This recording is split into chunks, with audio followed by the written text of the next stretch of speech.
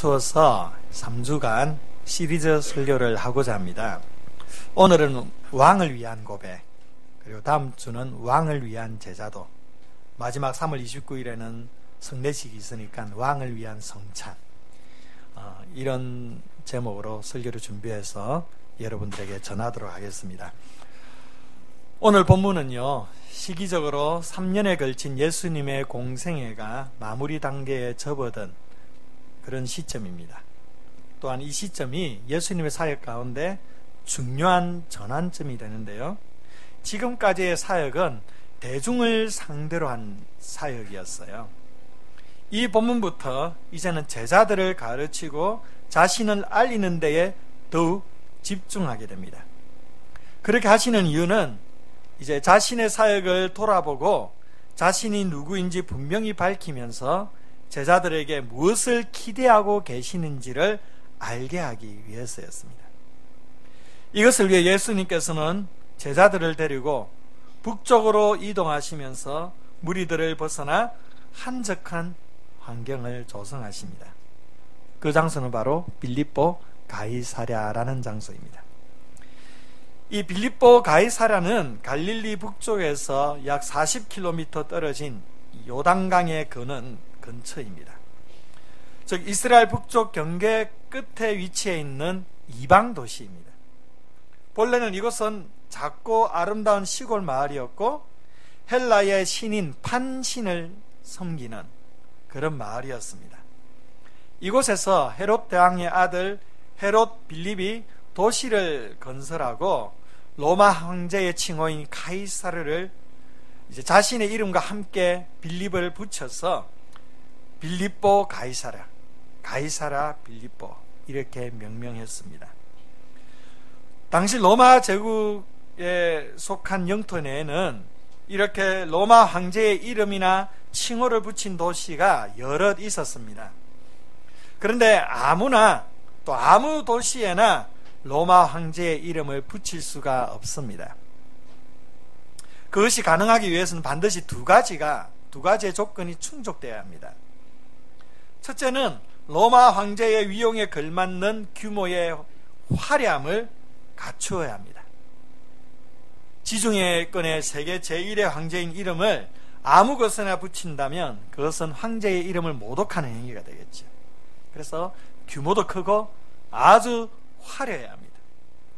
두 번째 조건은 그 도시 중심에 혹은 도시의 가장 높은 곳에 황제를 섬기는 신전을 만들어야 합니다.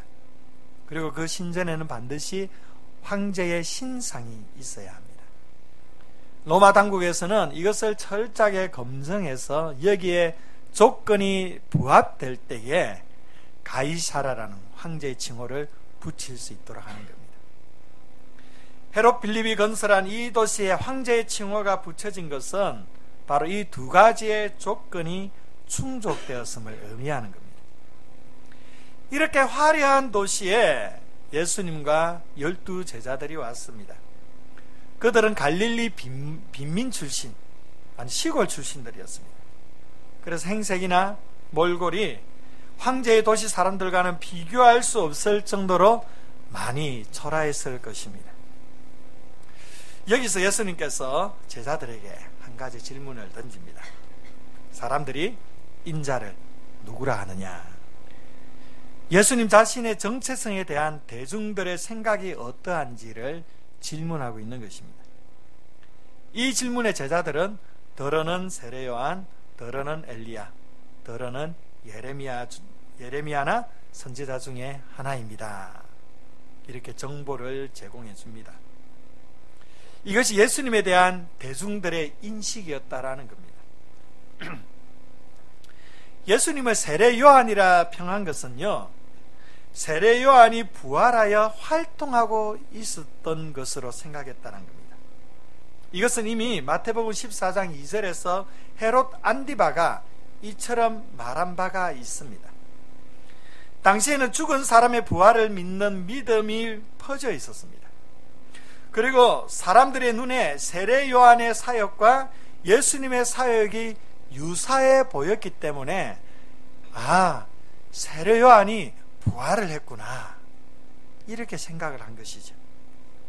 또한 엘리야로 생각했던 것은 성경에서 메시아가 오시기 이전에 엘리야가 먼저 와서 메시아의 길을 예비한다고 말라기서에서 예언을 했는데, 유대인들은 그의 놀라운 권능을 보면서 그가 성경에 예언된 엘리야가 아닐까 생각하게 되었다라는 겁니다.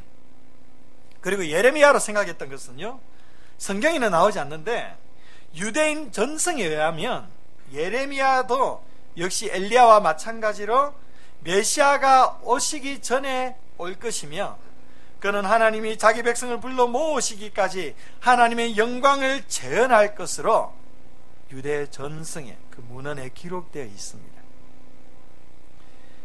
이처럼 예수님에 대한 사람들의 이 모든 견해들은 아주 긍정적이었습니다.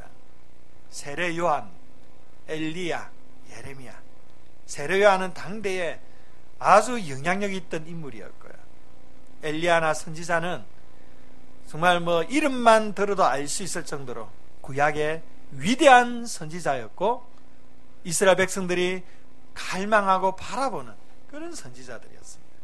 이 정도의 평가를 내린 것은 그만큼 예수님은 이스라엘 백성들에게 존경받고 있었고 영향을 끼치고 있는 분이시라는 겁니다. 그럼에도 불구하고 이 평가는요, 예수님에 대한 이러한 평가는 충분하지도 않습니다. 그리고 정확하지도 않습니다. 비록 무리들이 예수님을 이렇게 선지자로 여겼지만 그들의 이해는 확신 속에 나온 것이 아니었습니다. 아주 변덕스러운 것임은 나중에 십자가 사건을 통해 드러나게 되죠. 자기들이 세례 요한으로, 엘리야로, 또한 예레미야로 믿고 있던 예수님을 십자가에 못 박으라고 외치고 있는 것을 보게 됩니다. 이제 예수님께서 두 번째 질문을 던집니다. 너희는 나를 누구라 하느냐? 한글 성경에는 번역되지 않았지만 원문에는 그러나 혹은 그렇다면 이라는 뜻을 가지고 있는 접속사 대라는 이 접속사가 붙어 있습니다. 그렇다면 너희는 나를 누구라 하느냐? 이런 질문입니다. 이 앞에 사람들이 나를 누구라 하느냐 이 질문과 너희는 나를 누구라 하느냐 이 질문, 두 질문 중에 예수님께서 더 크게 비중을 두는 질문이 어떤 질문이겠습니까? 너희는 나를 누구라 하느냐? 너희는 나를 누구라 하느냐? 세상 사람들은 나를 세례 요한이나 엘리야나 예레미야나 선지자 중에 한 사람으로 보는데, 그렇다면 너희는 나를 누구라 하느냐? 지난 3년 동안 나와 동거동락하면서 가르침을 받고 나의 모든 것을 보고 체험했던 너희들은 나를 어떻게 생각하느냐? 나를 누구라고 생각하느냐? 이렇게 질문하는 겁니다. 지금 예수님께서 알고 싶었던 것은 세상 사람들이 자기에 대한 평가가 아니었습니다.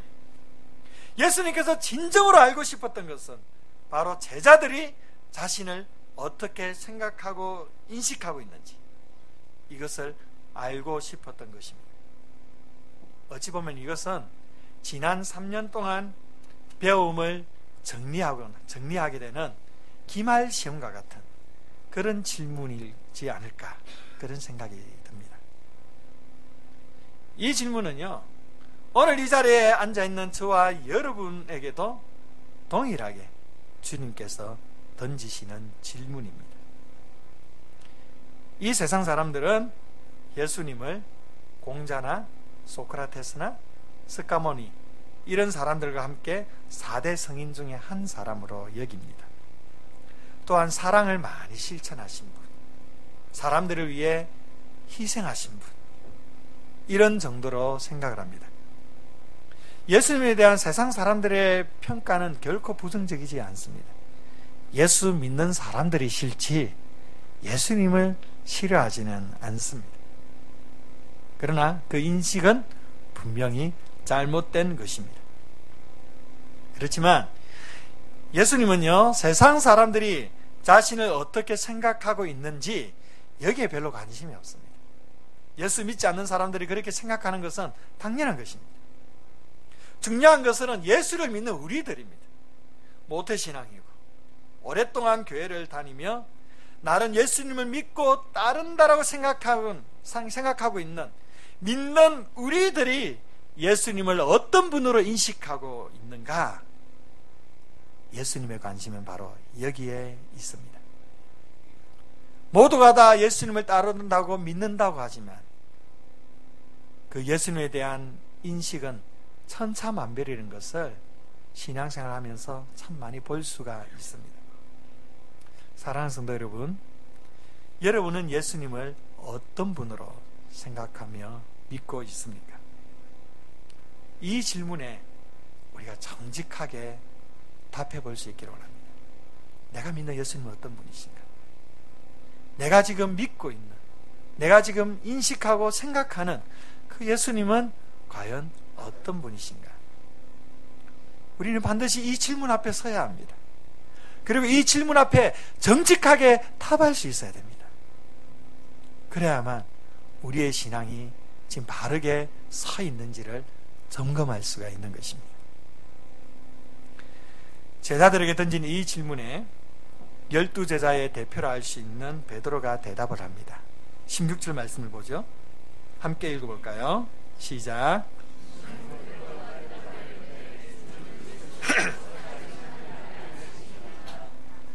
주는 그리스도시요 살아계신 하나님의 아들이십니다.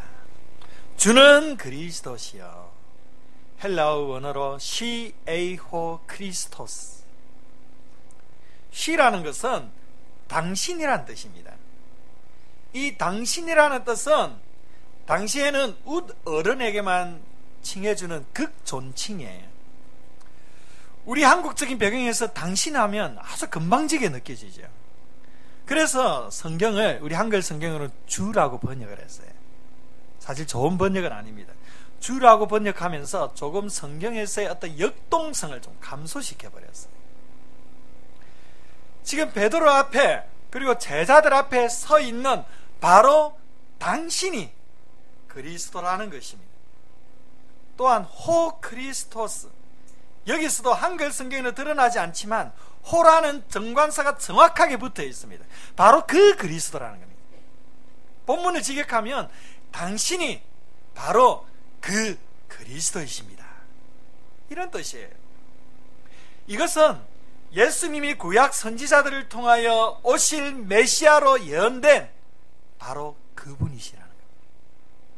유대인들이 그렇게 오시기를 기대하고 소망했고 지금도 간절히 갈망하고 있는 그 진정한 메시아가 다른 사람이 아닌 바로 당신 예수님이십니다.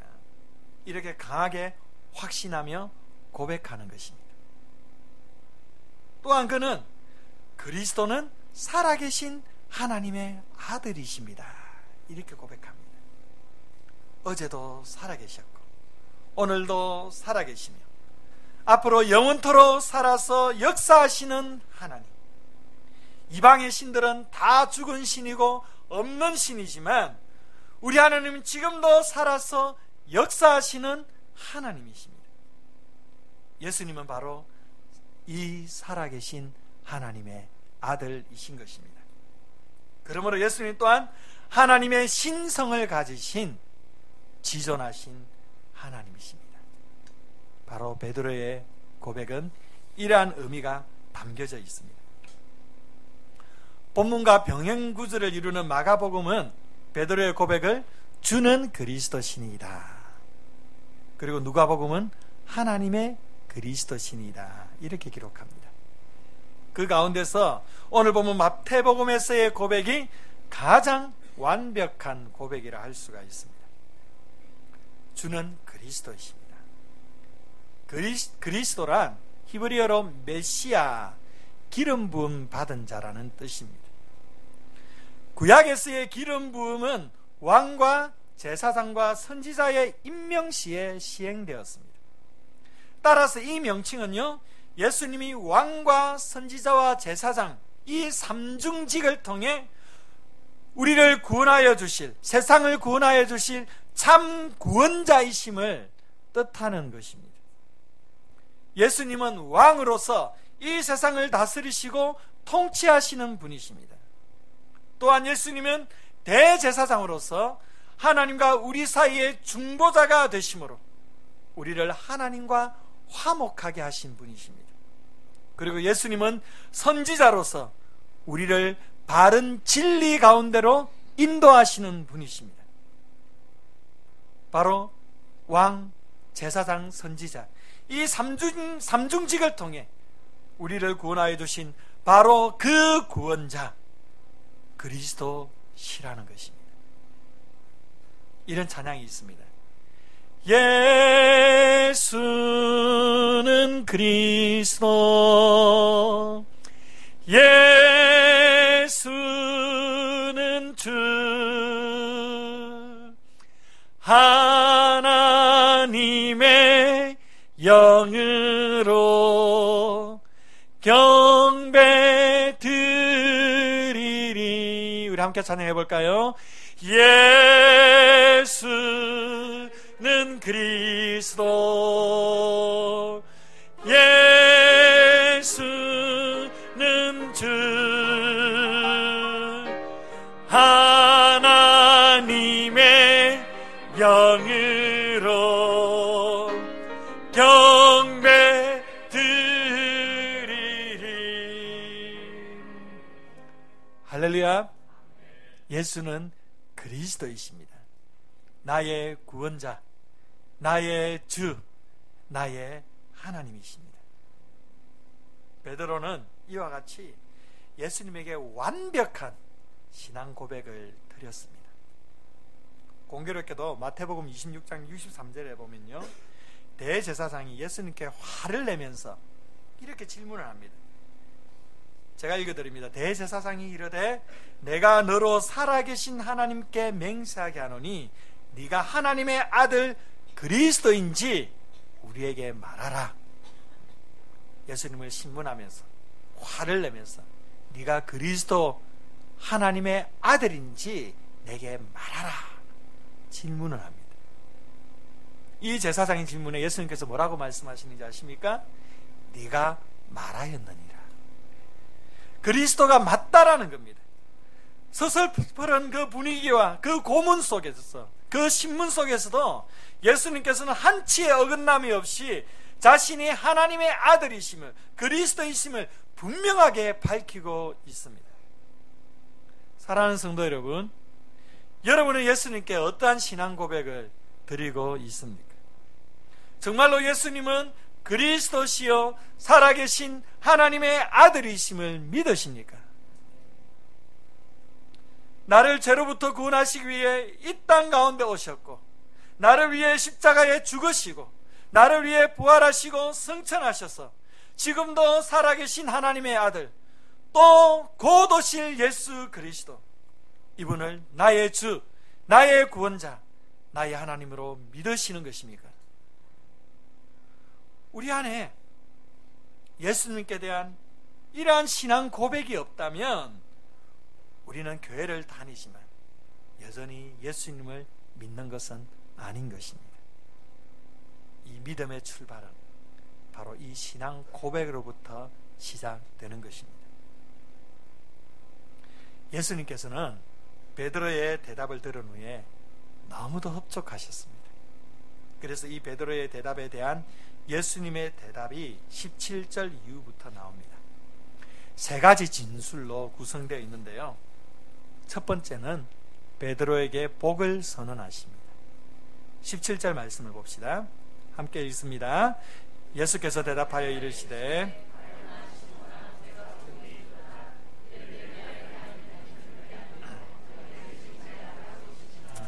아멘. 바요나 시몬아, 요나의 아들 시몬아, 네가 복이 있구나.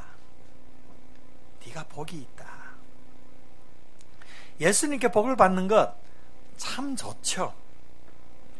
그러나 이것은 이 고백으로 말미암아 어떤 천국행의 티켓을 받았다든지 어떤 보상과 상급을 받았다라는 게 아닙니다.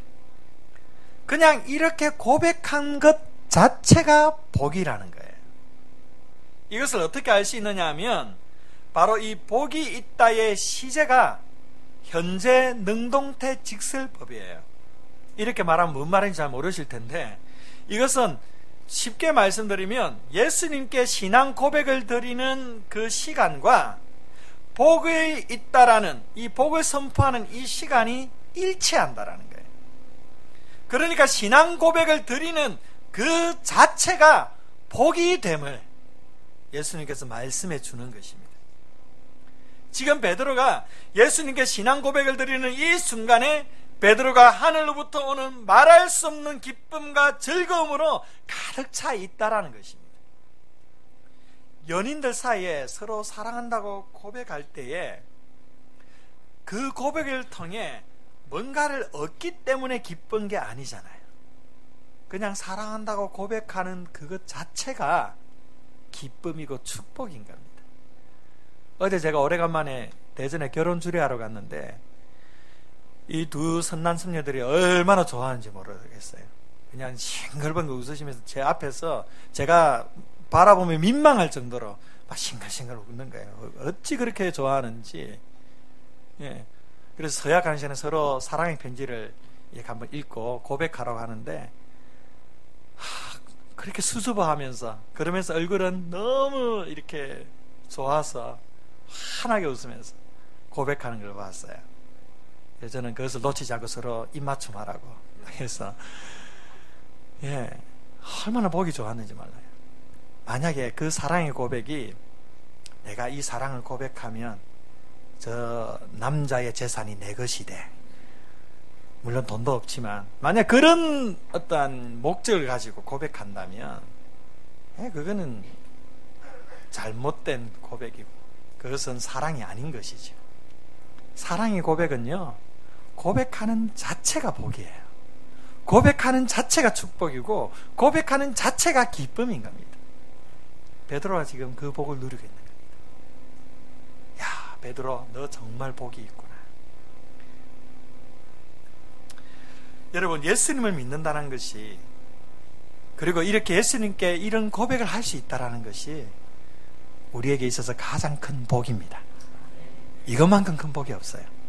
예수님을 믿으면 뭔가 우리에게 주어지기 때문에, 축복을 받기 때문에, 뭔가 기적을 체험하기 때문에 복이 아니라, 우리같이 연약한 죄인이 예수님을 나의 주, 나의 하나님으로 고백할 수 있다는 그 자체가 복입니다.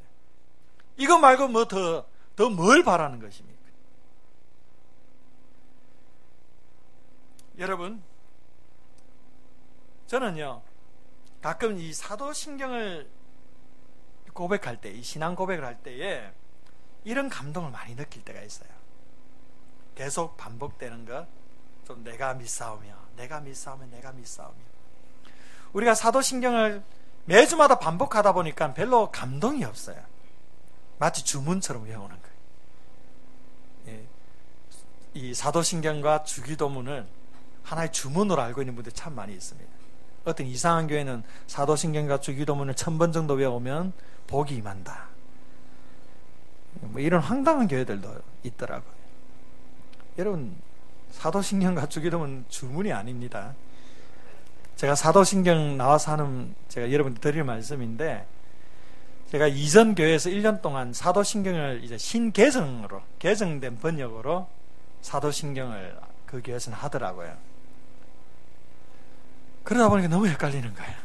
이전에는 우리가 지금 하고 있는 이 사도신경으로 신앙 고백했는데, 갑자기 교회를 옮겨서 번역된 사도신경을 하다 보니까 계속 외워도 잘 안 외워지는 거예요.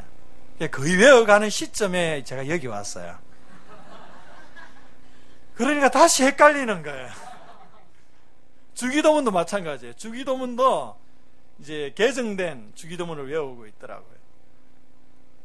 힘들었어요. 이제 머리가 식어가지고 다시 또 원위치 시키려니까 혼란스럽습니다. 그래서 제가 사도신경으로 신앙 고백할 때마다 긴장이 됩니다. 이거 혹시 틀리지 않을까? 혹시 틀리면 여러분들이 그런 거구나, 그렇게 이해해 주시면 너무 감사할 것 같아요. 우리 애들도 혼돈스럽습니다. 우리 애들도 실컷 우리가 지금 외우고 있는 거 외우고 있다가 갑자기 1년 전에 교회를 옮겨서 새로 개정된 걸 외우다 보니까 좀 힘들어 하더라고요. 다시 또 원위치를 시켜야 되는데 참 어렵습니다. 왜 이렇게 신앙생활 힘든지 모르겠어요. 예. 그런데 우리가 너무 반복적으로 사도신경을 외우다 보니까 별로 아무 감흥이 없어요. 여러분 오늘 사도신경 신앙 고백인데 별 감동이 있었습니까? 별로 감동 많이 못 느껴요. 저도 솔직히 그냥 무의식적으로 외우는 경우가 참 많이 있었어요. 그런데 가끔씩 이 사도신경으로 신앙 고백할 때에 마음속에 아주 뜨거운 감정, 이 감동이 생길 때가 있어요. 내가 믿사오며 나같이 이러한 부족한 죄인이 하나님을 믿습니다. 예수님을 믿습니다. 성령님을 믿습니다. 이렇게 고백할 수 있다는 것.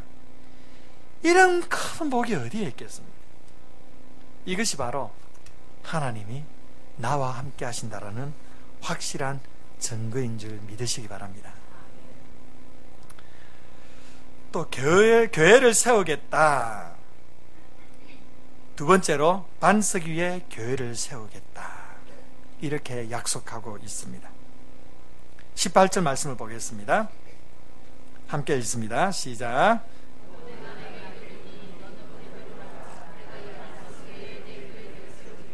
음부의 권세가 이기지 못하리라. 또 내가 네게 이르노니 직역하면 그리고 나 역시 너에게 말한다. 아버지께서 너희에게 진리를 계시하셨듯이 나 또한 너에게 새로운 진리를 계시하겠다. 이런 의미입니다. 지금 예수님께서 바요나 시므나 복이 있다라고 말씀하시면서 이것을 알게 하신 분이 누구라고 했습니까? 혈과 육이 아니라 바로 하나님이시라고 말씀하십니다. 하나님 아버지께서 알게 하셨다. 하나님 아버지께서 계시하셨다라고 말씀하고 있습니다. 이런 고백은 우리의 지성과 이성으로 고백할 수 있는 게 아니라는 겁니다. 우리의 어떤 상황과 조건과 우리가 가지고 있는 경험으로 고백할 수 있는 게 아니라는 겁니다. 오직 하나님께서 우리에게 계시해 주셔야만, 하나님께서 깨닫게 하셔야만 이 고백을 할 수 있다는 거예요. 이것을 지금 예수님께서 시몬에게 알려주시는 거예요. 그러면서 나 또한 너에게 계시해 주겠다라는 거예요. 하나님께서 너에게 계시하셔서 이 신앙 고백을 하게 하셨듯이 나 또한 너에게 계시해 주겠다. 나 또한 너에게 새로운 진리를 말해 주겠다. 이 의미가 또 내가 네게 이르노니 여기에 담겨져 있는 것입니다. 그것이 무엇입니까? 너는 베드로라. 너는 베드로다. 이것은 예수님께서 베드로에게 새로운 이름을 수여해 주는 것이 아니고, 이전에 요한복음 1장 42절에 보면 예수님께서 이 베드로를 시몬으로 처음 만나셨을 때에 지금은 네가 시몬이지만 장차 게바가 될 것이다. 번역하면 베드로, 반석, 베드로가 될 것이다. 이렇게 예수님께서 예언해 주셨습니다. 바로 이 예언이 베드로가 지금 드리는 이 신앙 고백을 통해 성취되었음을 알려주는 거예요. 그래, 넌 베드로야. 내가 네게 처음 말했지. 너는 게바, 베드로가 될 것이라고 내가 얘기했었지. 이것이 이제 이루어진 거야. 이것이 이루어진 거야. 이런 의미가 함축되어 있는 겁니다. 그리고 난 후에 뭐라고 말씀합니까? 내가 이 반석 위에 내 교회를 세우리니 음부의 권세가 이기지 못하리라. 예수님께서 이 반석 위에 교회를 세우겠다라고 말씀하십니다. 교회는 예수님께서 승천하시고 난 이후에 새롭게 도래하게 될 미래 공동체입니다.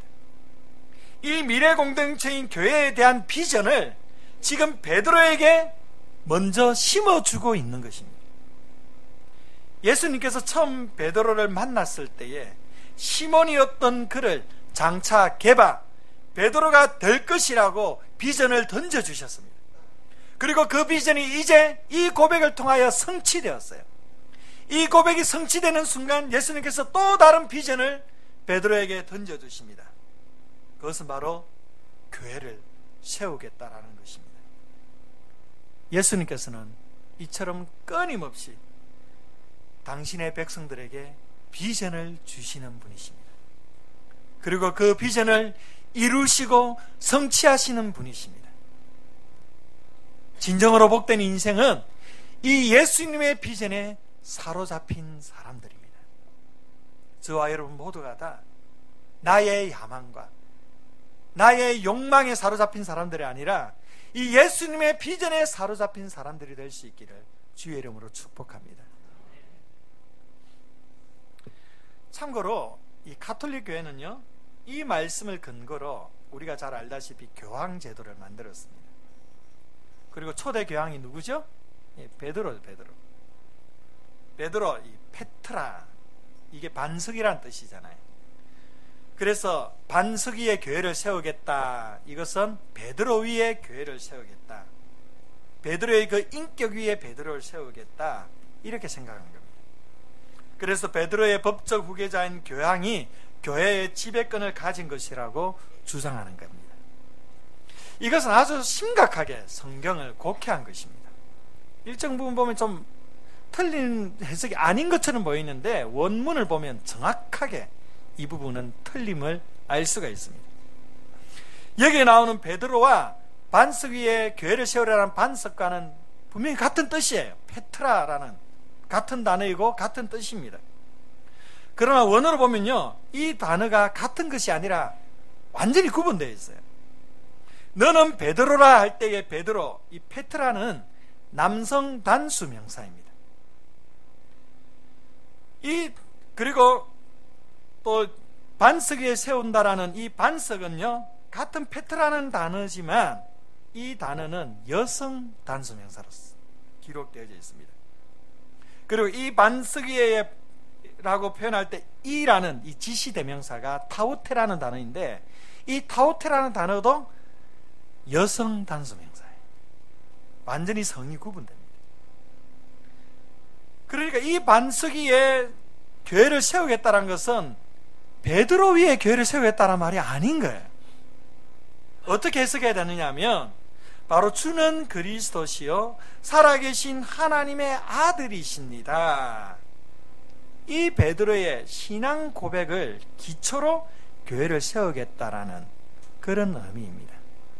왜냐하면 헬라 원어적인 의미에서 이 고백은요, 여성적인 어떤 그런 언어로 생각을 하는 겁니다. 그래서 이 신앙 고백 위에 하나님의 교회를 세우겠다, 이것이 바른 해석입니다. 교회의 기초는 신앙 고백이라는 겁니다. 교회는요, 건물이 화려하지 않아도 돼요. 우리 교회처럼 이렇게 소박해도 괜찮습니다. 교회 옆에 마사지방이 있어도 괜찮아요. 노래방이 있어도 괜찮고, 당구장이 있어도 괜찮고, 나중에 당구장을 사드리게 되면 우리 남자 성도님들을 위해서 당구대 한두 개는 좀 설치해 놓을까, 그런 생각하고는 있습니다. 예, 구미가 당기시는 분 기도 빡시게 하시길 바랍니다. 예, 교회는 이런 거 있어도 아무 문제 없어요. 어쩌면 교회는 건물이 없어도 괜찮습니다. 좀 불편한 거지. 또 프로그램이 없어도 괜찮아요. 교회는 제도가 없어도 괜찮아요. 불편할 뿐입니다. 그런데 교회에서는 정말 없어서는 안 될 가장 중요한 게 있습니다. 그것은 바로 예수님께 대한 바른 신앙 고백입니다. 이것이 교회의 기초입니다. 이 신앙 고백 위에 세워지지 않는 교회는 교회가 아니에요. 왜 이단을 교회라고 말하지 않는 것입니까? 자기들은 교회로 붙이지만 우리는 교회를 인정할 수 없어요. 왜냐하면 신앙 고백이 없기 때문에, 예수님께 대한 신앙 고백이 없기 때문에 그것은 교회가 아닌 것입니다. 예수 그리스도의 그 교회가 예수님에 대한 신앙 고백이 흐려진다면 교회의 생명력도 상실하게 되는 겁니다. 그래서 교회는 반드시 지켜야 될 것, 반드시 변질되지 말아야 되고 순수하게 붙들고 나아가야 될 것은 베드로가 주님 앞에 드렸던 이 신앙 고백인 것입니다. 이 교회는 누가 이기지 못한다라고 말씀합니까? 음부의 권세가 이기지 못한다. 베드로와 사도들의 이 신앙 고백 위에 세워진 교회는 이 세상의 권세뿐만 아니라 사탄의 권세, 지옥의 권세, 이러한 모든 권세도 절대 파괴하지 못할 것을 예수님께서 약속해주고 있습니다. 아무 교회나 음부의 권세가 이기지 못하는 게 아닙니다. 이 신앙 고백이 분명한 교회만이 음부의 권세가 절대 이기지 못하는 것입니다. 교회의 생명은 바로 저와 여러분의 신앙 고백 위에 있음을 믿으시기 바랍니다. 세 번째로 베드로에게 천국 열쇠를 주겠다라고 약속합니다. 19절 말씀 봅시다. 함께 읽어볼까요? 내가 천국 열쇠를 네게 주리니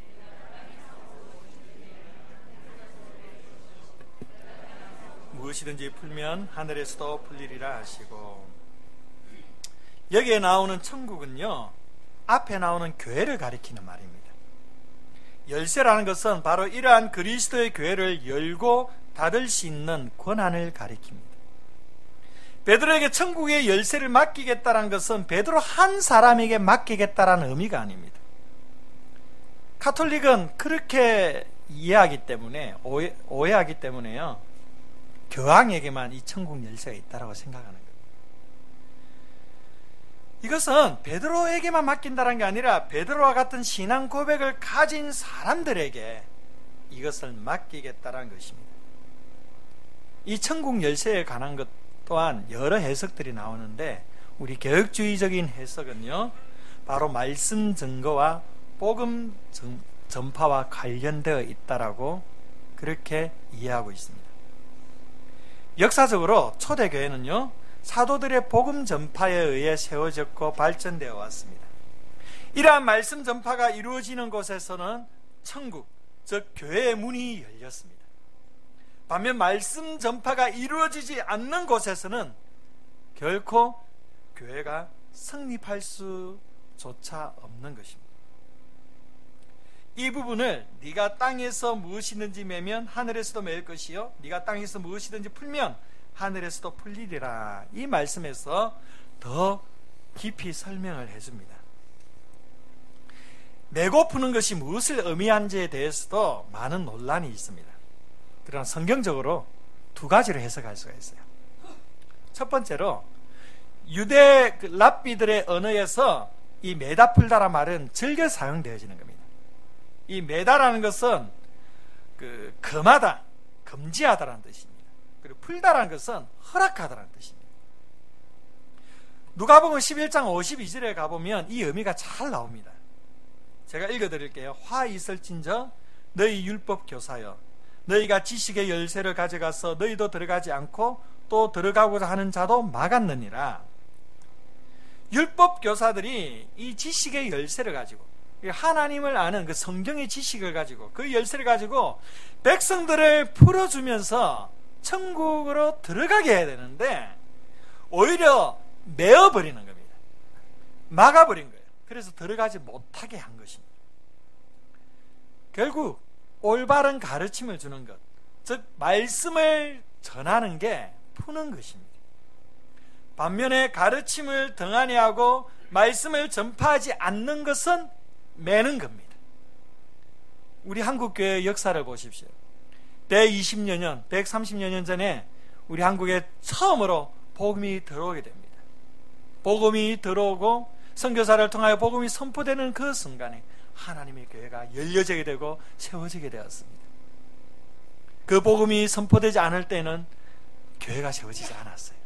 똑같은 이치입니다. 교회가 열리는 것은 하나님의 말씀이 선포되는 것입니다. 주의 말씀의 선포로 많은 이들이 주께 돌아오기도 하지만 말씀 선포의 의무를 등한히 하면 주의 말씀을 받을 기회조차 갖지 못하게 된다는 겁니다.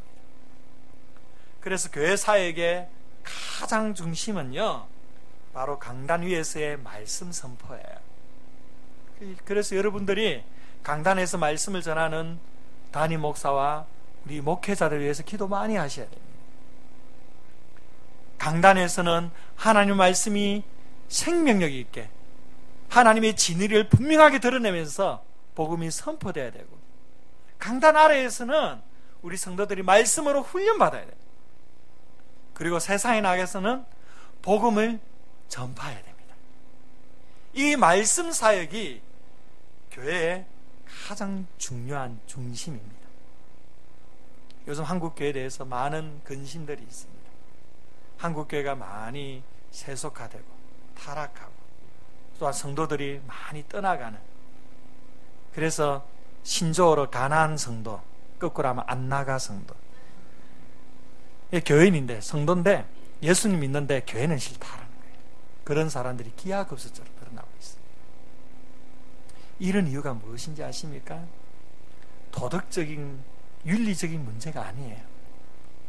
하나님의 말씀이 강단에서 바르게 선포되지 못하고, 또 그 말씀으로 성도들이 잘 훈련되지 못하고 복음의 능력을 상실했기 때문에 교회가 영적인 능력을 잃어버리게 된 것입니다.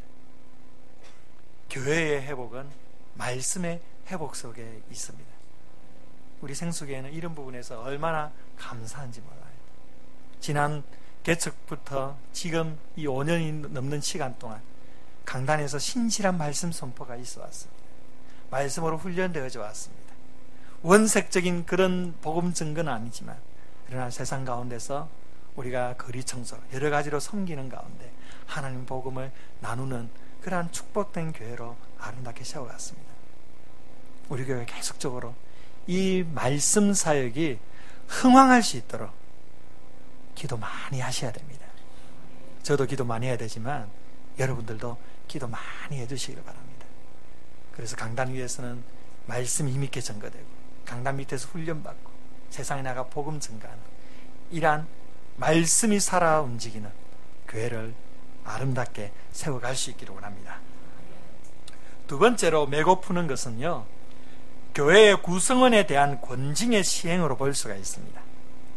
이것은 마태복음 18장 15절에서 18절에 나옵니다. 우리 한번 가볼까요? 마태복음 18장 15절에서 18절.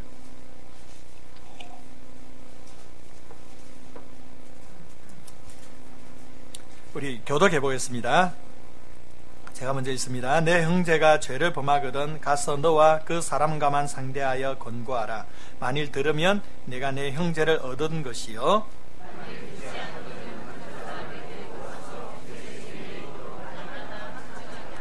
만일 그들의 말도 듣지 않거든 교회의 말하고 교회의 말도 듣지 않거든 이방인과 세례와 같이 여기라. 무엇이든지 너희가 땅에서 매면 하늘에서도 매일 것이요, 무엇이든지 땅에서 풀면 하늘에서도 풀리리라. 아멘. 이 마태복음 18장 이 18절에 이 메고 푸는 것은 앞에 구절들을 생각해 봤을 때 교회 구성원에 대한 권징의 시행을 의미합니다. 교회의 순결을 위해서는 반드시 권징이 필요합니다. 신앙생활 잘할 수 있도록 권면도 해야 되고, 혹시나 잘못된 길에 빠지면 징계도 해야 됩니다. 그래야 교회의 순수성을 지킬 수가 있습니다. 요즘 교회에서 권징 쉽지 않아요. 권면하는 거는 그래도 괜찮은데 징계가 들어가면 이게 쉽지가 않아요. 요즘은 옛날 분들은 교회를 떠나는 것이, 이것은 집을 떠나는 것 같은 그런 큰 영적 부담감이 있기 때문에 어떻게 하든지 자기가 지금 섬기는 교회에 붙어 있거든요. 그래서 징계를 해도 다 받아들입니다. 요즘은요, 징계하면 교회가 여기밖에 없나, 그건 다른 교회 가려다 막 가버리는 거예요. 그러니까 징계가 쉽지가 않아요. 우리 생수교회는 그런 분들 없으시죠? 없으리라 믿습니다. 예, 아멘. 예, 징계가 힘들어요. 또 목회자들도 교인이 떠날 수 있기 때문에 징계를 하기가 또 쉽지 않아요. 사실 저도 자신이 없어요, 징계하기가. 제가 그렇게 징계하게 보이지 않지 않습니까? 저 부드러운 남자예요. 제가 청년사회 갈 때는 몇 명 징계해 본 적이 있어요. 청년들이니까 말 잘 듣더라고요. 작년분은 또 다른 문제인 것 같아요. 제가 징계하지 않아도 알아서 잘하세요. 알아서 잘하셔야 서로가 좀 긴장이 없을 것 같습니다. 그런데 제가 좀 농담 삼아 여러분 던진 말씀이지만 교회는요, 권징이 있어야 됩니다. 여러분, 징계를 잘 받아들여야 돼요. 그래야만 신앙의 성숙을 이룰 수가 있어요. 징계가 싫어서 교회를 다른 데 떠나든지 아니면 다른 곁길로 빠져버리면 더 이상 그 사람은 영적으로 바로 설 수가 없어요. 우리 인간은 죄인이기 때문에 반드시 권면을 들어야 되고요. 때로는 징계도 받을 수가 있어야 됩니다. 그래야만 교회가 순결할 수 있습니다. 순수할 수 있습니다. 교회의 권징이 무너지면 교회는 세속화의 물결 속에 급속도로 변질되게 될 것입니다. 그래서 성경에 보면 여러 권징의 사건들이 나옵니다. 교회 시대에. 이것은 정말로 교회가 지켜가야 될 중요한 본질인 겁니다. 오늘 이 본문에서 예수님께서 디자인하신 교회의 참모습을 우리에게 가르쳐 줍니다. 교회는 예수님에게 대한 바른 신앙 고백이 기초되어야 합니다. 이 신앙 고백이 무너지면 교회는 무너지는 거예요. 또한 교회는 천국 문을 열기 위해 교회 안에서는 하나님의 말씀이 바르게 선포되어야 하고요. 세상에 나아가서는 복음이 증거되어야 됩니다. 그래야만 천국 문, 교회의 문이 열립니다. 또한 교회 신앙생활에 있어서 권징이 바르게 시행되어야 합니다. 그래야만 교회는 순결한 공동체를 이루어갈 수 있습니다. 이것이 예수님께서 디자인하신 교회의 모습입니다. 우리 생수교회가 이러한 교회가 될 수 있기를 간절히 소망합니다. 수년 전에 제가 청년들을 이끌고 인도 캘거타에 단기 선교를 간 적이 있습니다. 선교 여정 중에 이 힌두교의 박해로 말미암아서 교회가 무너진 곳에 방문을 했었습니다. 거기서 예배를 드리고 제가 설교를 했는데요. 그 교회가 계속 성장하고 부흥하니까 힌두교회가 위협을 느꼈던 거예요. 그래서 밤늦게 다 쳐들어와가지고 그 큰 교회 크게 세웠는데 완전히 다 무너뜨려 버렸습니다. PPT를 한번 볼까요? 지금 저기가 그곳인데 벽돌 하나 그냥 올라서지 않고 다 무너뜨렸어요. 십자가도 내팽개져 있는 거 저 터에다가 임시로 세워둔 거예요. 저기서 제가 얼마나 감동했느냐면 성도들이 낙심하지 않고 저 터에서 임시로 강단을 꾸미고 그리고 예배를 드리고 있는 거예요. 한번 그 다음 PPT 한번 보실래요? 예. 저렇게 예배를 드리고 있었습니다. 제가 저곳에서 오늘 본문 말씀을 가지고 설교를 했어요. 어떻게 설교했느냐면 힌두권의 사람들이 여러분의 교회 건물을 얼마든지 파괴할 수 있습니다.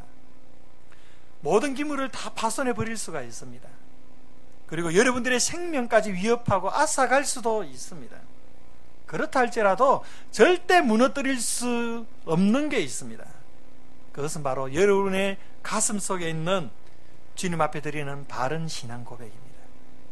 주님을 향한 신실한 믿음입니다. 이것은 절대 무너뜨릴 수 없습니다. 그러하기에 여러분의 교회는 영원할 것입니다. 여러분의 믿음이 승리할 것입니다. 여러분의 믿음이 저 무너진 십자가를 힌두권의 중심에 세워질 것을 믿습니다. 이렇게 설교를 하는데요.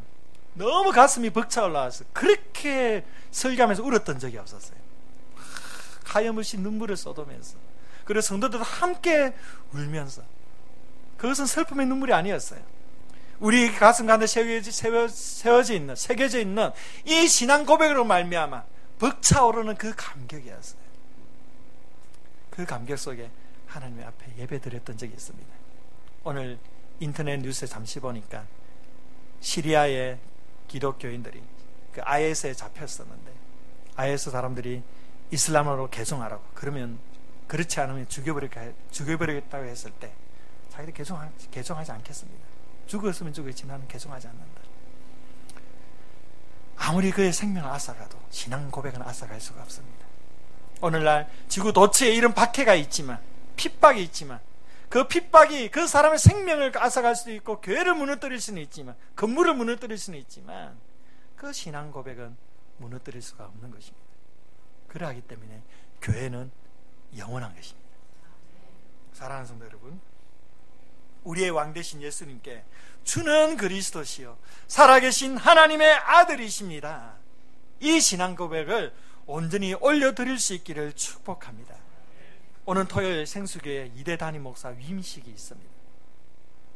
여러분 다 참석하세요. 스케줄 다 조성하시고 참석하셔서 기념품이 중요한 게 아니고 이 위임식에 참여해서 생수교의 2막은 다시금 이 신앙 고백으로부터 시작하자고요. 이번 이 위임식 때 이 신앙 고백을 다시금 다지는 그런 시간이 되었으면 좋겠습니다. 그래서 이 신앙 고백 위에 우리 생수교의 2막을, 그 스토리를 써내려갔으면 좋겠습니다.